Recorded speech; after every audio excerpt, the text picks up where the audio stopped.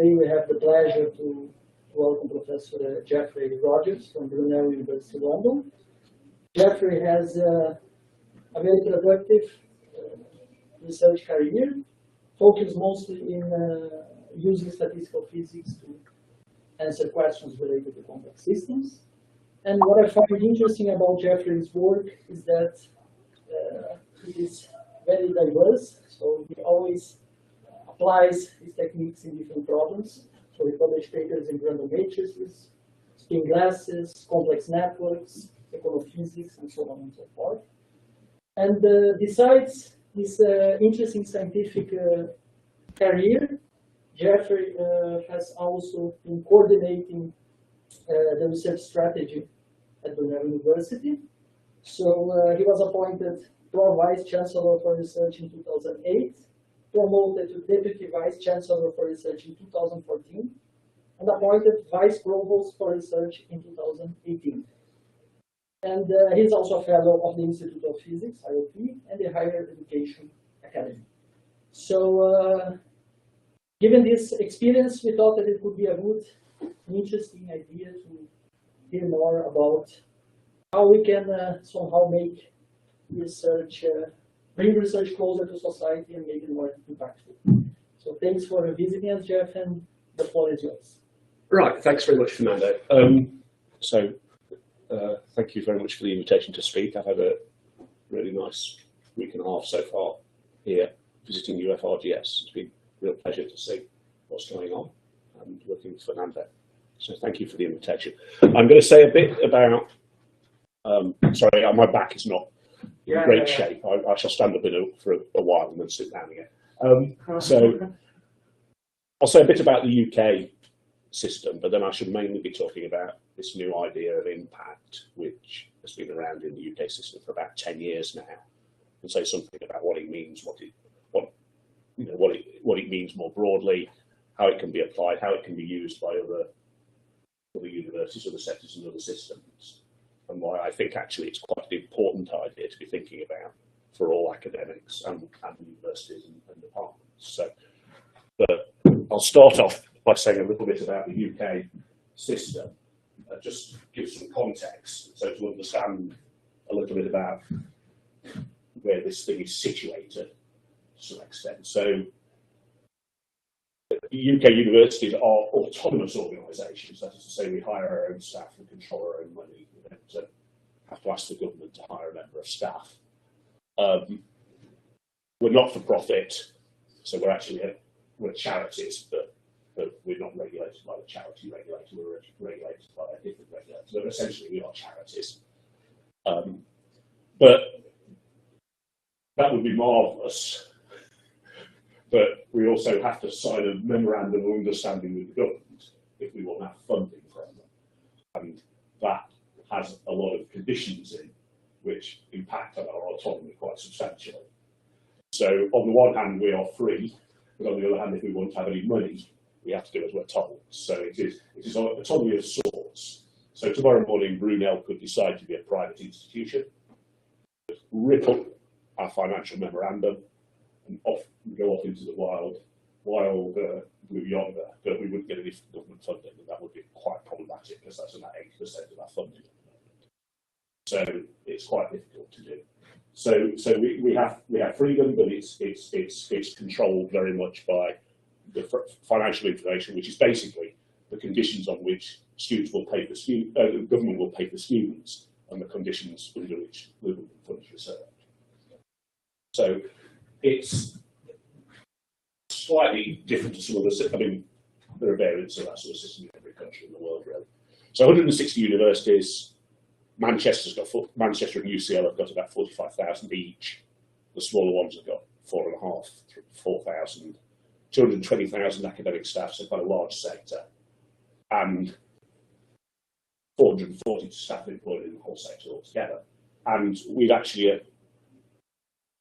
achieved Tony Blair's great goal of getting 50% of 18-year-olds to go to university. So 50% of 18-year-olds now go to university, give or take. He was at about 0.5%. So when he set that target, there was 32%. We've increased the number of students that go. And so we broadened the sector, made the programmes more relevant and lots more, and that's seen as a good thing.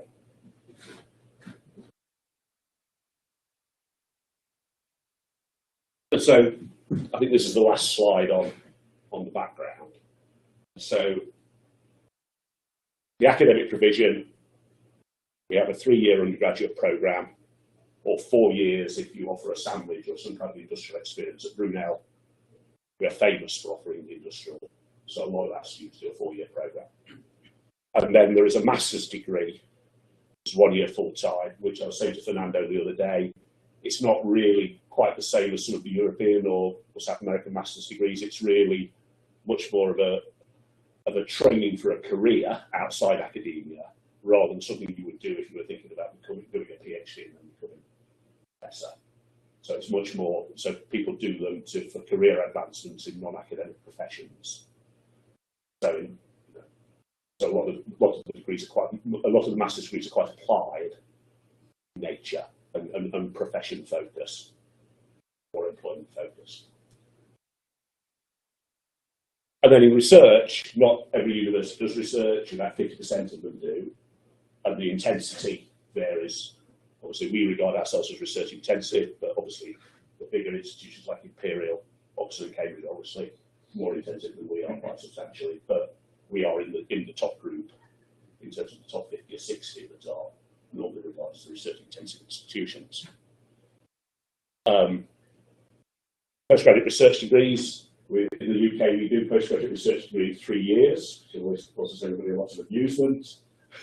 And so this is both an advantage, they do it quickly, but it's also a disadvantage because when you want a job in Europe and you've got a 3-year research degree, they look at it and they think, well, you are not very well qualified. So it is good, but it's not so good as well. But in sciences, in physics, in engineering, practically everybody will be funded by the government. There's generous stipends. In social sciences, a lot of the students are paying for themselves. So there is quite a disproportionate experience around how the PhDs are paid for. So if you wanted to do a government-funded PhD in sociology, there are probably about 4 places a year, whereas if you want to do one in engineering, there are hundreds and hundreds and hundreds. So there's a very different level of supply and demand because the government puts the money where it values the graduates. So we also do we assess research as well. So research is assessed, and so our research funding comes in 2 ways. We have project funding, so people apply and they say, I want to study this problem. You compete with lots of people, they select your project and you get money to pay for postdocs and students, travel and equipment to study this thing in the same way. Lots of countries do. But then we also have baseline funding, which we just get and we spend as we like. And that comes from the assessment of research in something called the Research Excellence Framework. This happens about once every 6-7 years, and it assesses a huge amount of research, and then we get a score. And that shows the amount of money you get for the next 6 or 7 years. And so this is quite an important exercise for UK universities, both in terms of getting the money. You obviously want more. The more you have, the more people you can have doing research. But also, it's quite important in terms of prestige and profile. We want to do better.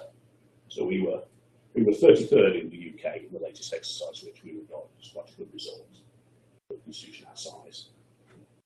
And so the assessment assesses 3 things. And this is where we start talking about impact. It assesses the publications of staff. So you select a set of publications, the best ones, and you put them forward and they get assessed. And that determines part of your score. They assess the environment, the extent to which you've got good equipment in the department, you support people's careers, you support PhD students. The environment you create in order to allow people to be successful. And that's a smaller score, that's a small part of the total score, but that's important as well. And then the third element, which is the new element, is impact. And so that is to say, that's what we're going to talk about in a minute, is the public benefit that arises from the research that you've been doing over the last 10 years. So that is to say, not the number of citations, but what that research has gone on to do in terms of changes in society. So this is a relatively new element. They've been running exercises like this since I was a child. The first one was in the 80s. I didn't go into the very first one or the second one, but I went into the third. I think it was in 89, 90. Then there was one in 96, one in 2001, one in 2008, one in 2014, and one in 2021. I was intimately involved in quite a lot of those. And so the last two have had this element at the bottom, impact assessed. So this is probably, if you look at research in the UK, probably the biggest single change that's occurred in the UK about research in the last decade. And it was driven by the funder. I mean, the funder wanted to do it, but what they wanted was to demonstrate to government that the research they were paying for was having some benefit for society. So that what they were trying to do was to position it so that they could ask the government for more money for research. So previous to that, they've been saying to government, look, you invest all this money, we get this many citations. We're ahead of the Americans in full, but we're competing with the Americans in the number of citations per pound, or we've had this many Nature articles or whatever.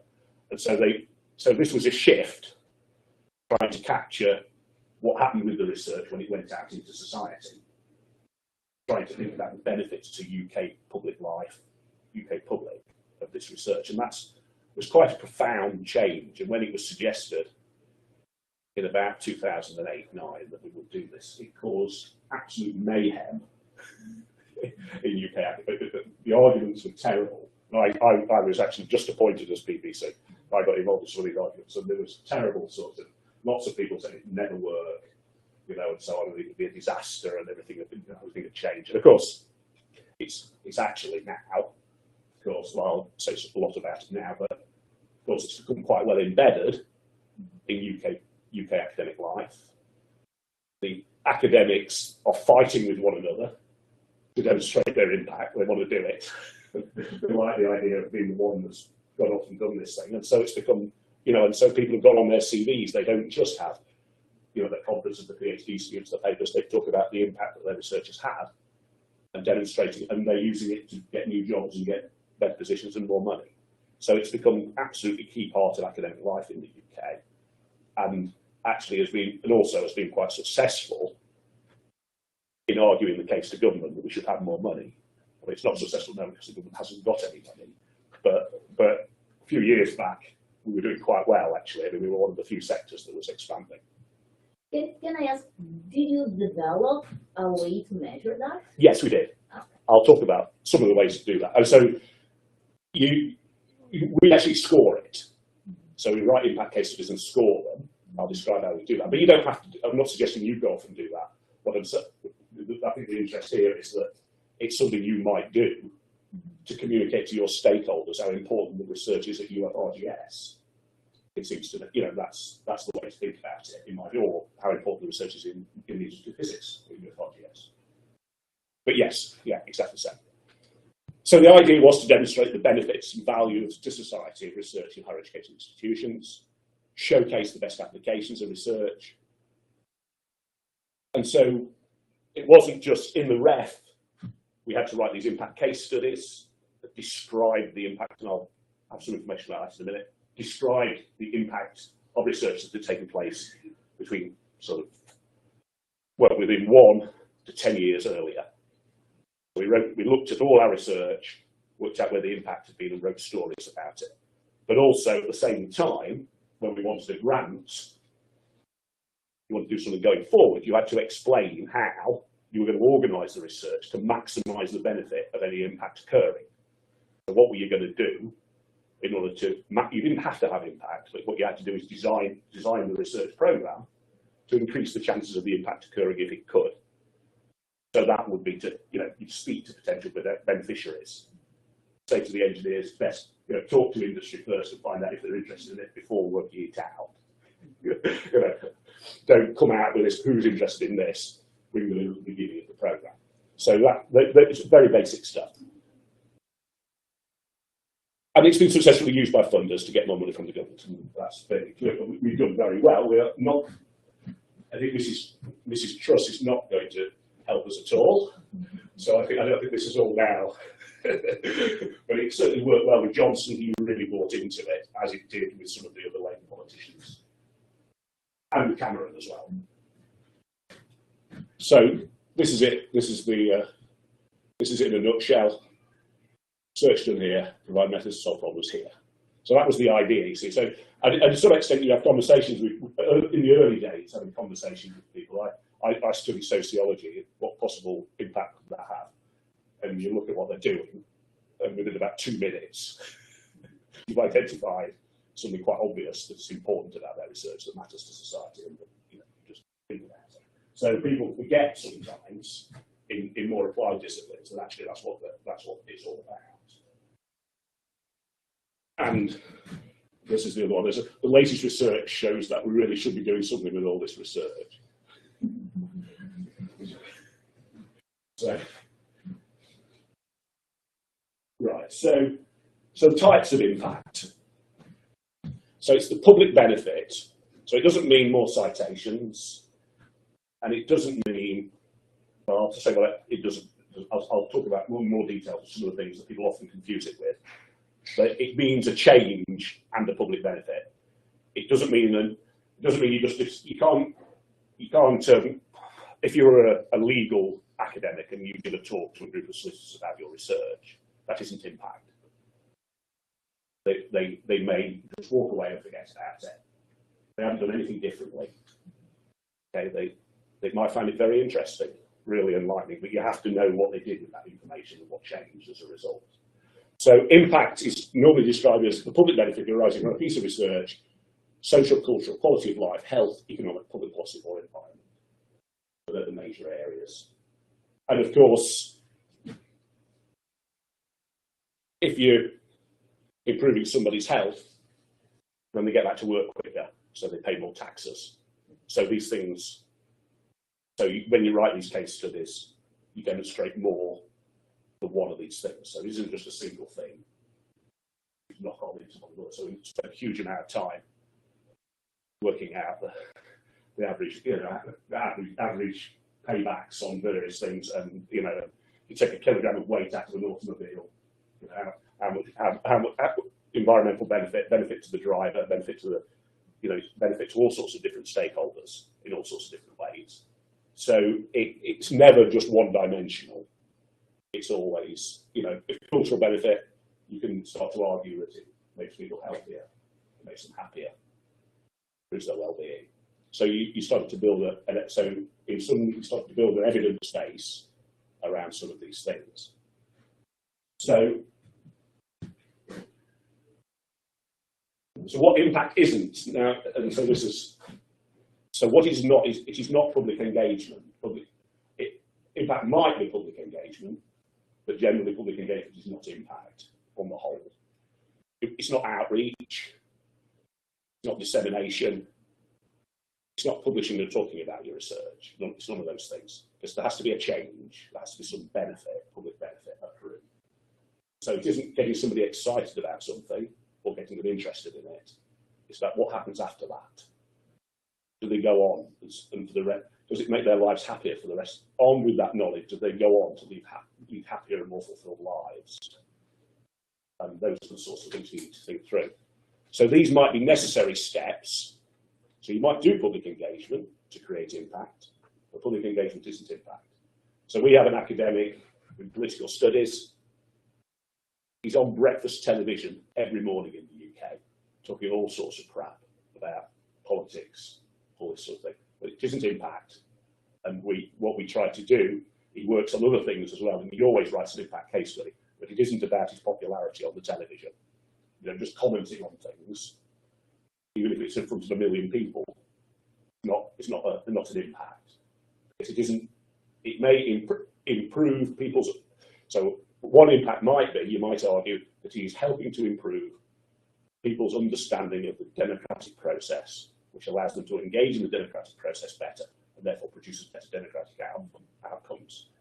But you've got to be able to prove that somehow, and that's not easy to prove. So those are the sorts of things that you need to be thinking. So that's how you start thinking about these things. So I've got loads of examples of things we've been doing on this to illustrate it. Not so many physics examples, because physics is a difficult area, and we'll talk about that in a minute. But it's the same. I read the physics panel report yesterday, and it's clear, you know, this is not in maths and physics. This is a less easy subject than perhaps in some of the areas of the academy, but important nevertheless. So the way we do it is, it has to be directly tied to a particular paper or grant. So it can't just be something that comes out of the literature in some sort of vague way.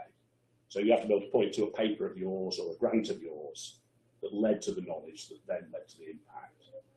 And then in the assessment process, there are time limits, but obviously that doesn't matter if you're just boasting about your stuff. It doesn't matter too much at all. But if in the actual assessment exercise, there are time limits on those things. So in the assessment, these are assessed by 34 disciplinary-based panels. So the competition is between disciplines, not across them. So the sociologists deal with all theirs, and the physicists deal with all theirs. So it's all relative, which makes it is really important, because the really good ones are in education, law. You know, there are good ones everywhere, but it's easier to generate really stronger ones in some of the social sciences. But of course, it was the social sciences that thought this was going to be a big problem when we started this. The other thing is, it doesn't need to dominate the agenda. And I'm not suggesting you should dominate yours either. You know, in a good quality institute like this, you'd expect a certain amount of impact to arise, but you wouldn't be expecting every single member of staff to be involved in something that had impact. So you might expect every 5 or 6 years to have 4 or 5 good stories to be able to tell. But you wouldn't expect any more than that, and you wouldn't be upsetting people because they didn't have it or it wasn't happening right now. So from a high quality body of academic activity, you would expect a certain amount of impact to occur, and you would want to be in a position to unlock that and maximise its impact for the benefit of society. But you wouldn't want to be chasing people about it, or asking people why, you know, in mathematics, why the pure mathematicians hadn't got more impact case studies, or, you know, so on. You wouldn't. So it's about being sensible about it.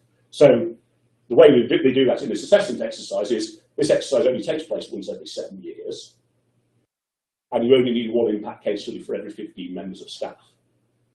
That's not a huge sort of big burden. So we had to write 3 in mathematics before, you know, so it's not over 7 years. So it's not a massive. It's actually quite hard work, but it's not impossible to do. And it means you're not in the situation of trying to say to people, you need to do your research differently. But you are in the situation of saying, if you're thinking about making sure that this could lead to benefit, should you not be talking about the beneficiaries earlier on in order to try and make sure that happens? So I think you don't need to tell people you're going to work in that field, not that field. But I think what you should be saying to people is, if you could see how this might be useful, why don't you try and engage with that agenda earlier on in order to maximise the chances that it will? So I think that's the nub of the thing. So it's trying to think about designing programs, research programs, that give a reasonable chance that the impact will be unlocked if it occurs, without throwing the baby out with the bathwater, as I say. Brilliant English idiom. So, is it designed so that you count the numbers of people impacted? For example, if a person convinces a politician about a certain health policy, yeah, it will impact a lot of people without this person need to explain or yeah, design. yeah. You know, there's an indirect way to impact. Is this considered impact, or it has to be a direct impact? Well, there's obviously a subjective judgment to it. You can't codify everything. But if,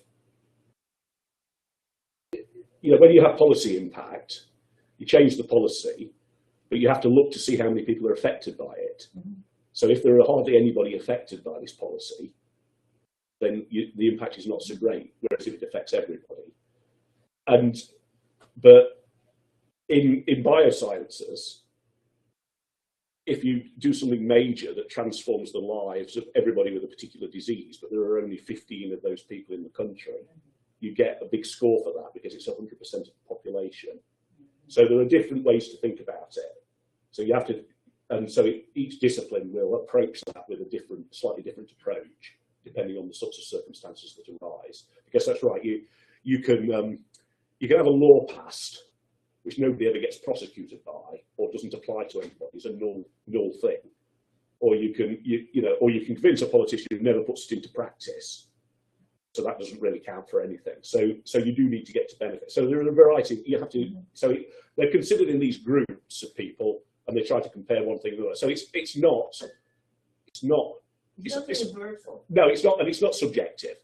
It's an opinion based. So we got our scores back for our 58 case studies, and I could see that some of the ones I thought were brilliant didn't get such high scores, and some of the ones I thought weren't so good got higher scores. So I just know that people have different views of these things quite legitimately.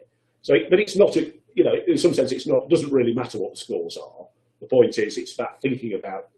I'll describe the assessment process in a minute, but it's about thinking about it and trying to be a little bit rigorous about how you.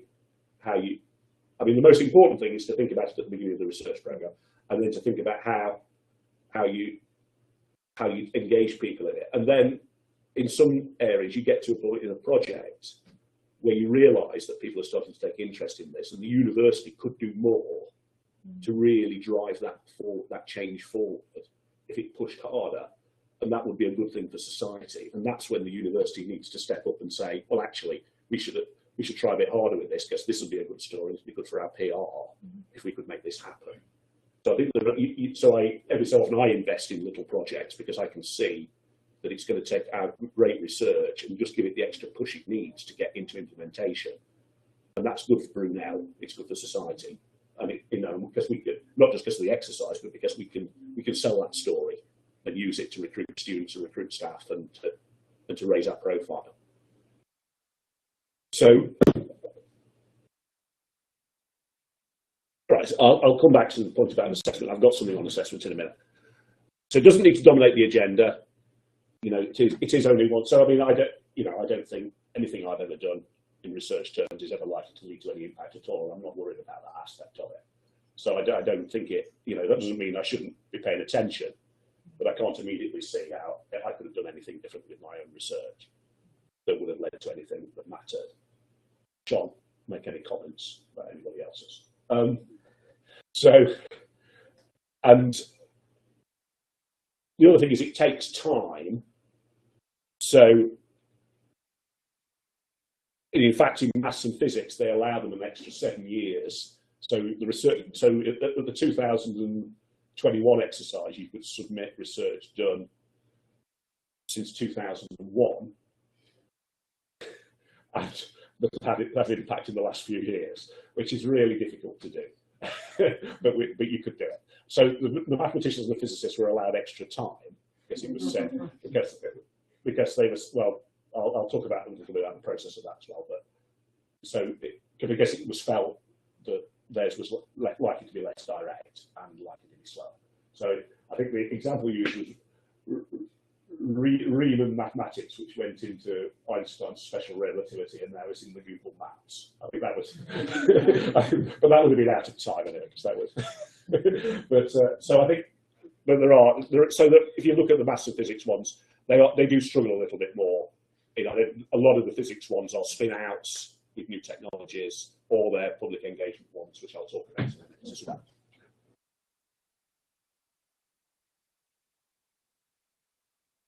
So attributes ago. So this is about the assessment questions, and this is quite hard.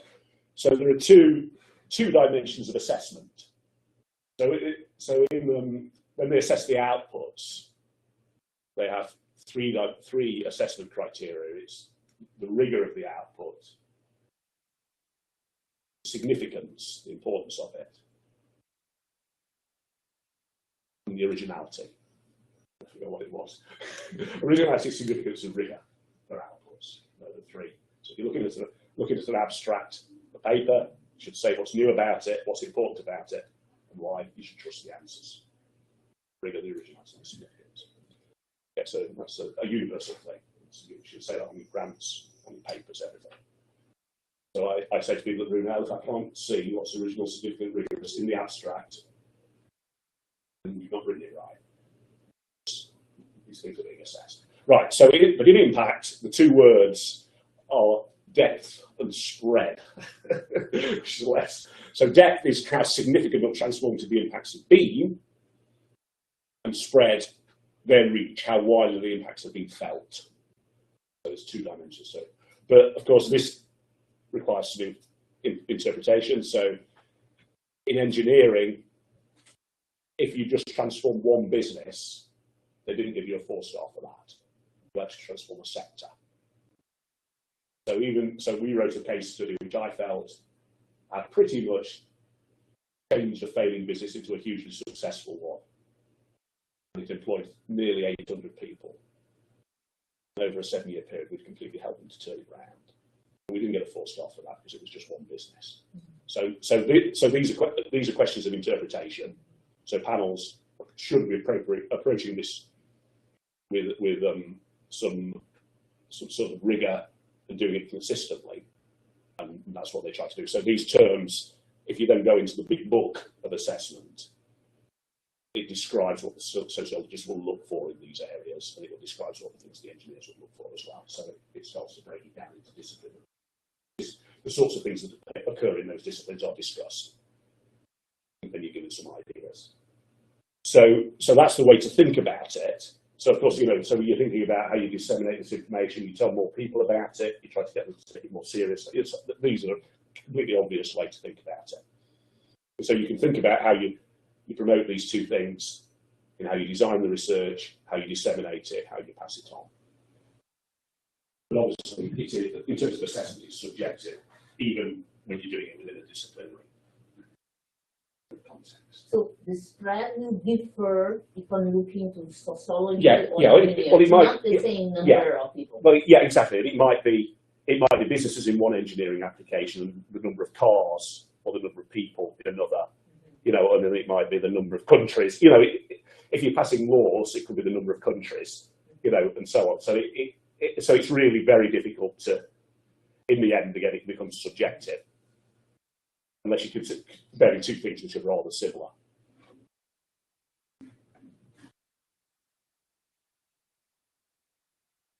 So I had a quick look at the physics. So each disciplinary panel has to write a big report on the ref, all the things that they learned after they've assessed all these outputs and read all these impact case studies. So I had a quick look at the physics one. So I thought that might be interesting. So they assessed 189 impact case studies. That must have been great fun. And they said there are excellent examples of the contributions that physics can make to both economic and societal impact. Demonstrate how physics research has fed into a broad range of industry sectors and the wider economy. But I had a flick through, you could see a lot of them were startups, new businesses, and technological changes within existing businesses. There were about, I reckon, 50–60% of them were that sort of thing. So rather slightly engineering, possibly slightly engineering things, but more obviously coming out of the physics department with a more physics focus. And then they went on to say, and there were quite a few policy ones as well. And this is an area, what I have learned from this, one of the things I've learned from this is that scientists and engineers and technologists underestimate contributions they could play to policy. Okay. There are a huge number of things going on in policy at the moment, and actually scientists can play a big role. I mean, the UK government is running a consultation at the moment about issues around the transport and storage of hydrogen. I bet there are huge numbers of technologists in the UK who haven't even noticed this and really ought to be engaging with this type of thing. It's obvious, but people don't think about. So the government produces these consultations or asks people questions, and huge parts of academia think, "Oh, this has nothing to do with me. I'm not," But actually, there's huge number of engineers, physicists, chemists, material scientists who've got contributions to make to those sorts of things. And if they do it right, they'll get attention and start to develop, and it starts to become something something that they can make a big contribution through. So for policy, there were cases where evidence was presented about physics-based advice and not just fed into policy making, but had resulted in changes being adopted and implemented downstream. So that's what they said. I couldn't find an example. They didn't make that up, so it'll be in there somewhere. I didn't look through all 189, but because they're 5 pages each, so it's quite a big job. But so that I thought that was quite that's quite nice. And I think that's a piece that we've been focusing on quite a bit because we're quite an engineering-focused institution. And we're famous for our engineering. It's probably the strongest area of the university. And so we've been deliberately trying to get our technologists, engineers, computer scientists, mathematicians into these policy spaces. And trying to, so we're trying to get computer scientists and mathematicians into cyber consultations and big data, and the engineers into net zero. Does this include also climate change? Well, exactly. Oh, exactly. Yeah, no, quite exactly so. Yeah, no, of course, yes, it does. Exactly. And also the issue of energy. Yes. Yeah, exactly. So all those things are all quite legit. So a lot of the physics ones were around net zero technologies. Really, I mean, that's what it's all about. And basically, businesses looking to reduce the wastage, make the business more sustainable, improve product or process. All those things, they were all the sort of industrial focused ones, or the new startups, were all very focused on that. And then I've got another impact versus public engagement piece, because this is what they wrote. This is the panel report, so this isn't me, but I'd already said this to Fernando earlier in the week, and then I read it in the panel report. So I thought, so public engagement cases comprise a significant fraction of the physics return, showing the importance of the subject and capturing the imagination of the public, and particularly younger people, and acting as a vehicle to improve wider scientific understanding. But the bit that I kind of knew was going to be coming is some of these cases would have benefited from designing their evaluation criteria earlier in the process, so that the evidence presented was better tied to the impact of that activity on the target audience, rather than just the level of engagement with the audience. So that's the thing I said at the beginning about the difference between those types of dissemination, public engagement, outreach things, and real public benefit impact that you want to try and see. It's about building a much bigger project with a stronger evaluation component, and following those people over years, maybe even for years, and then really building a proper research project around it, with probably bringing in social scientists in order to evaluate it properly. That's what it really takes to really demonstrate that you're doing something significant. So that's maybe a bit where fundamental physics and mathematics fit. Well, it could be, and it could.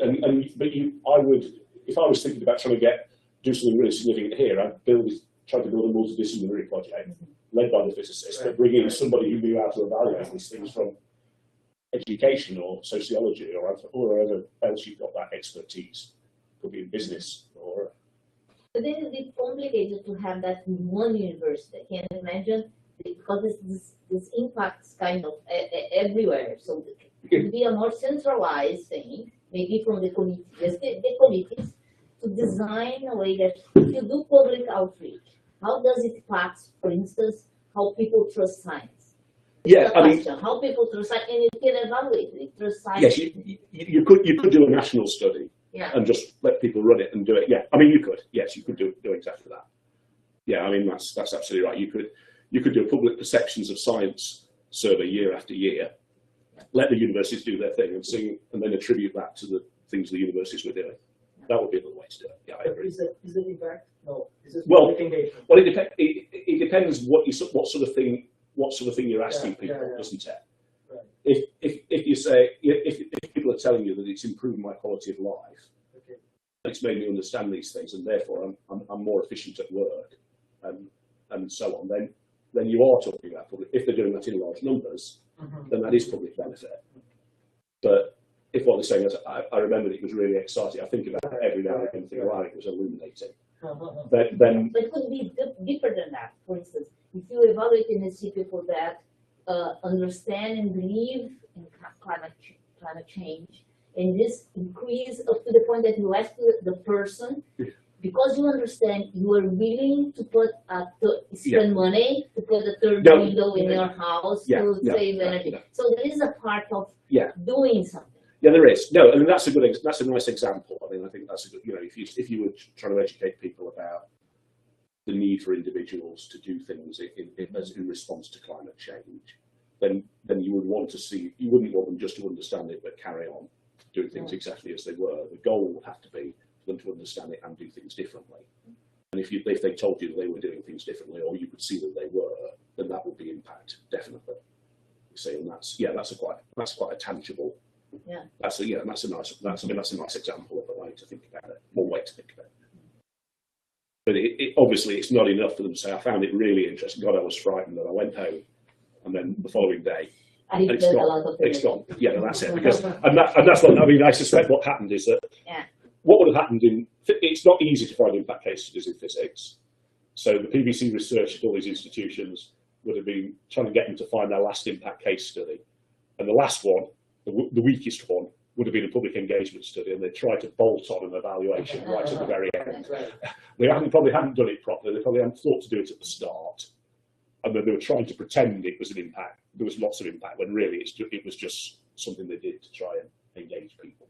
Yeah, so, but that's how it is. The last one in every submission is always the weakest, and you sometimes have to. I don't always do what I preach because you can't, because you don't have the material. You know, you've got to have done the project years before in order to think about these things. So this is just a little picture. So this is thinking about, you've got academia, so you think about it's all the responsibility of the individual, because it's not really, because you have lots of mechanisms that promote the engagement of academics with society. We have research leave and knowledge transfer leave where staff can go off and do projects in the real world. We have people coming in from the real world to talk to us. We have students going backwards and forwards. We have industry. Let's make a list. You probably have all those things as well. You have huge numbers of mechanisms that support the engagement of your staff with the real world, so to speak. And so they are the things that are helping to facilitate their engagement with people who have real problems that they might tackle, or for whom you are doing research that might answer their real problems. Whatever you want to think about it. So you think about this, or you can think about it, and this is perhaps the physics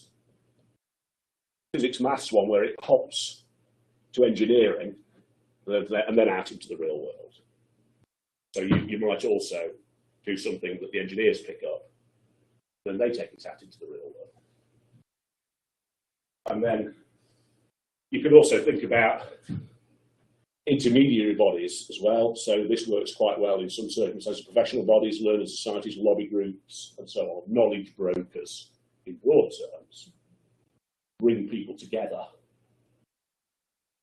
in order to help to innovate and change. So what do we do? Well, we do a lot of, it's not very blue sky. We do a lot of research on packaging things up. And so what we do is we go and see Marks and Spencers and we say, we think we could improve this. And they say, yeah, you're probably right. And they invite everybody who supplies in that supply chain to come to a meeting with us. And we describe the innovations we could bring in. And all these firms think, well, if we do this, we'll get the next set of orders with Marks and Spencers. So then you build a project, you do some research, you recognise some better packaging. The firms start manufacturing it, they sell it to Marks and Spencers, and everybody's happy. So that's, I mean, in engineering it's easy, but so that's the sort. So that in that sense, the knowledge broker to some extent is perhaps even Marks and Spencers, but they're because they're quite influential. So there are lots of different ways people can aggregate interests or bring groups together who have similar interests in order to do things together, and that can be that's very discipline specific, and obviously the technology or sort of research area specific as well. Who does the interface with the industry, general public? Because I cannot imagine scientists sitting and and also think, well, I'm going to Well, modeling? there are some of our academics are very good at it, and they do it themselves. We have some that are very, very, very poor at it and don't do it at all. And then there's a group in the middle that we support with quite a big office. We've got an office of 24 people that supports both research grant applications, but also supports, they support research grant applications, but they also support business development. So there are 5 business development officers responsible for different sectors. So one's responsible for clean tech, one for cyber, one for manufacturing, one for health, and another one. So they know a lot of companies in these spaces, and they work with a lot of the academics that work in those spaces to link them up with companies. So it's a bit different in the UK. But if you want a grant, you've got to have a company. Quite often you've got to have a company on board. So that changes the way you think about it a bit. And so therefore, if you want to, in engineering, if you want to be successful, you've got to know companies. Otherwise, you're not going to get money, and then you can't do very much at all. So it's a bit of a different. That's a bit different too. There are different reasons for that besides this. So this is, I can't remember how many examples, I've got quite a lot of examples. I'll just quickly go through them. Just none of them are physics, but you get the idea. So this is mixed gender football, and Laura did a lot of research working with the Football Association on boys and girls playing football together, as opposed to playing in boys' teams and girls' teams. And when she first wrote the report, the FA wouldn't publish it because they didn't want boys and girls to play together. And so it took us a long time. But anyway, they are now. And what she did, of course, so this is very direct. They asked her whether it would work, what the benefits would be. She evaluated the benefits. She told them, they implement it, and then we read the impact case study because she'd already evaluated what the benefits would be. So we were able to say 100,000 kids got this benefit. So it's very simple. So those sorts of research, that sort of research is very easy. So Tatiana, she's an electrical engineer. She does optimization and swarm optimization. And she built a system for Caterpillar that moves their 700,000 products around. It took her about 4 years. And they reckoned it has saved them quite a lot of money in terms of logistics, largely because they move a lot of stuff on ships. They were booking spaces on ships that were in shipping lanes that were moving very, very slowly. It was taking weeks and weeks longer than anticipated to get their goods from A to B. So she built a system to allow them to decide which ships to book things onto and how people would get there. That saved them a lot of money because they ship a lot of very, very big stuff, multi-million-pound equipment. So every day you've got it on the ship, there's another day you're not getting paid for it. So she saved them a huge amount of money. So it's purely economic and environmental. Javed, he wrote a report to the United Nations about a minority in Pakistan and their lack of opportunities to do education. And actually, we didn't think it was going to happen, but it did. And the Pakistani government acted on this report. And as a result of that, it's opened up education opportunities for around 3 million minority Punjabi kids. So this is Mizzy helped a firm called EcoDate to make durable recycled decking. So you take post-consumer milk bottles, plastic ones, and used wood, and you make decking, and they sell it all over the place. And so now this firm's got 50 staff, and they're using 100 million 4-pint milk bottles a year in the process. So we didn't get a 4-star for this because it's only one business, but it's a lovely story. Can you use the same process in addition to decking to other things? Oh yeah, you can. Yeah, but it's very durable, and there's only so much of this waste. Okay. Yeah. So I think this firm would expand if there was an economic case for it. But yeah, I think they've got a niche business and they're happy with it. They made if you've ever been to Dubai, there's that desert walkway across the sand. That's made of that decking because it's very, very durable. So it sits in the heat perfectly happily. Yes, so I think there are other business opportunities in that space, but I think basically the problem is it's the supply of the waste stream. Right, I won't go through them all. Okay, this is aluminium alloys. We allow parts to be made that make the cars lighter. So there's an environmental benefit, but also the owners put less petrol in it. And you use less materials. Okay, this is about this is a really strange thing. So this fella is a political scientist interested in security studies, and he became interested in game poaching and worked with a firm that managed 9 African game parks. Game parks across 9 African countries. And so he wrote a report for them, and he said, what you need to do is to stop hiring game wardens that love animals and start hiring people that hate poachers. And then you'll do a lot better. So instead of getting people who love giraffes, they started hiring ex-soldiers who wanted to shoot poachers, put it bluntly. And so then they started hunting down poachers rather than looking at the animals. So they became much more directed towards targeting the poachers rather than guarding the animals. And that changed the poaching rate, and actually this firm then expanded and started managing a much larger number of game parks across a whole range of African countries.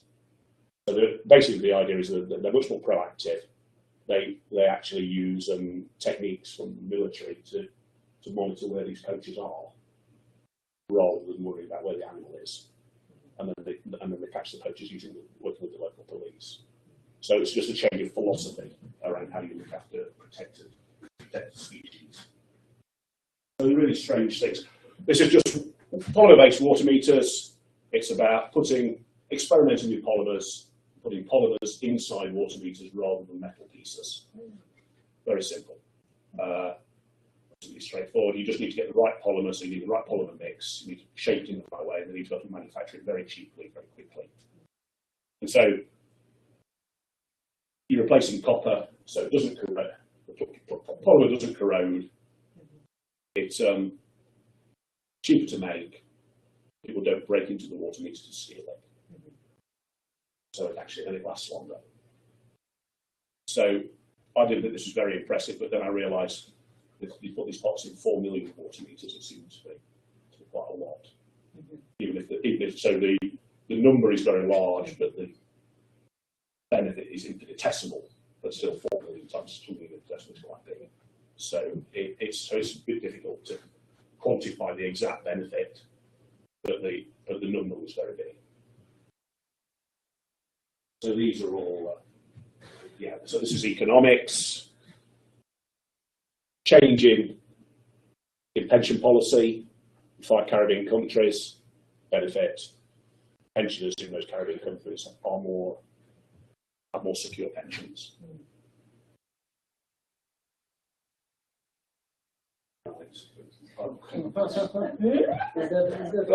So that's that button on Facebook. If you fall out with your other half,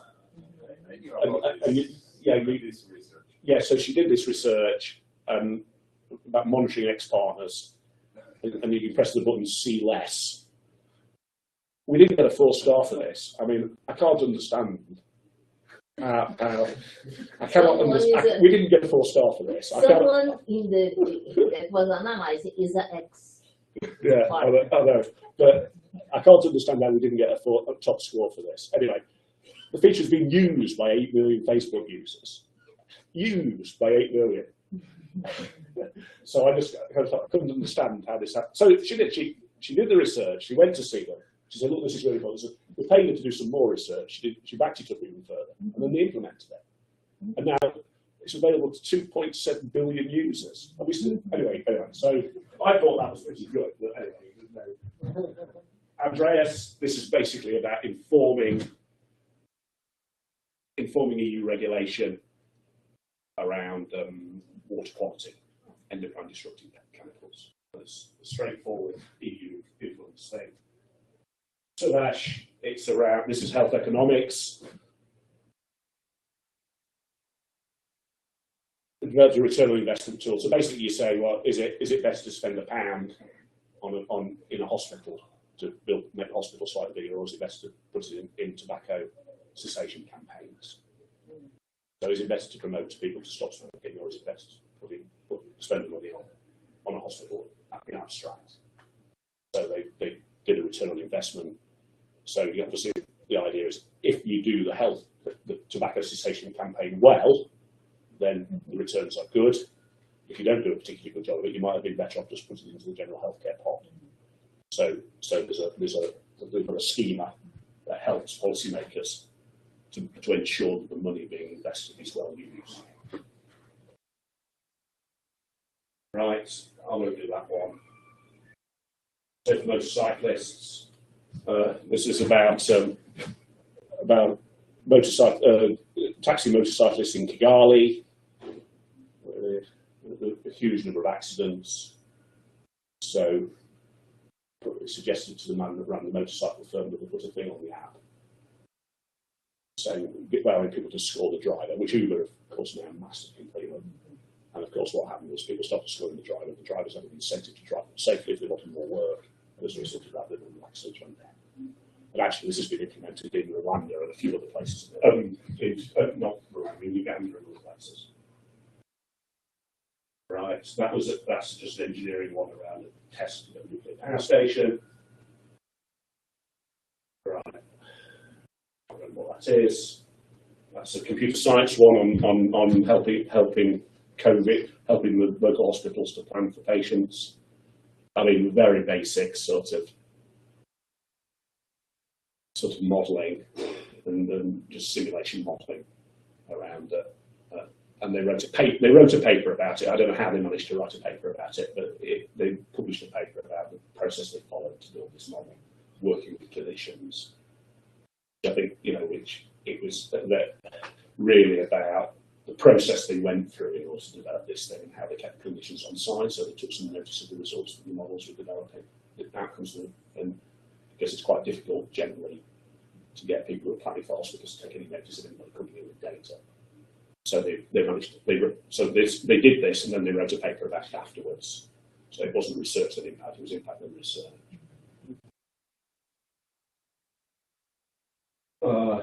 So this we didn't get 4 stars for this either. This was not so good.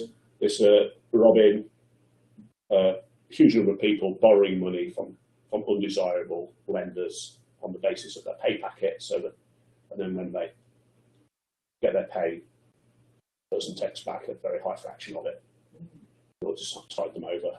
And so he did a study demonstrating how corrosive and unpleasant this was and how it was destroying people's lives, particularly children's. And actually, the law was changed. And one of the payday lenders had to pay £400 million in compensation to people who were disaffected. So I thought that was fun. So, obviously, these are easier because they are. And then the final one, I think, is around. So these are 3. I don't expect you to recognise any of these people. But Bernardine Evaristo, the lady at the top, won the Booker Prize in the UK last year. And Benjamin Zephaniah is a very famous rap poet from my childhood. So all these 3 people are on our faculty. And so they are the Brunel Creative Writing Research. And actually, Bernardine's book that won the Booker Prize has now sold 1 million copies. But you can't put that as, that's not impact. So what this was about the work that these writers had done to raise the issues of diversity in contemporary UK literary sector and linking it to the Black Lives Matter campaigns and other things. It was about the way in which they had used their positions to influence that debate and that discussion. Right. Okay. So that is right. Right. Was I supposed to finish at 5? Very well.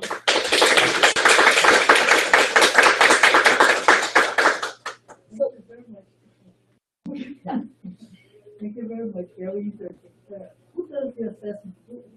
Who chooses the Yeah, the assessment panels are that's a UK government exercise. So people nominate people to panels, and the physics panel's got about 30 people on it. Most of the panels got about 30 people on, and they've got about 20 academics from the physics department. Obviously, you can't assess your own stuff, but 20 academics and then about 10 users of physics. So people that somehow work in industry but have some knowledge of what physics research is going on in the UK universities and the consequences of it. And then they assess the outputs, the environment, and the impact case studies between them, various groups. So how do you compare the funding you get in general to do research with because from what I understood, this is just one part of the funding you get. So this is like 10%. This is 25% of our ref income, and the outputs are 60%, and the environment is 15%. So you've got to balance up that. So the game is to balance those things up. And I think the point, however, is it's not really about. I don't realize we're being assessed, so we have to do it. What I'm saying is that the realization that we should be talking this type of language, I think, is proved to be something that we understand is valuable, even if we weren't being assessed. And actually, I think the idea that people say, "Look, come and study here because and this is the important things that this research is leading to," is probably might be more persuasive to some people than saying, "Look, this is really exciting research, and we've been finding this out and that out." I mean, you might want to try. You probably want to do both, but this is an important way of thinking about the contribution that RGS is making to Brazil and to the region, and more broadly.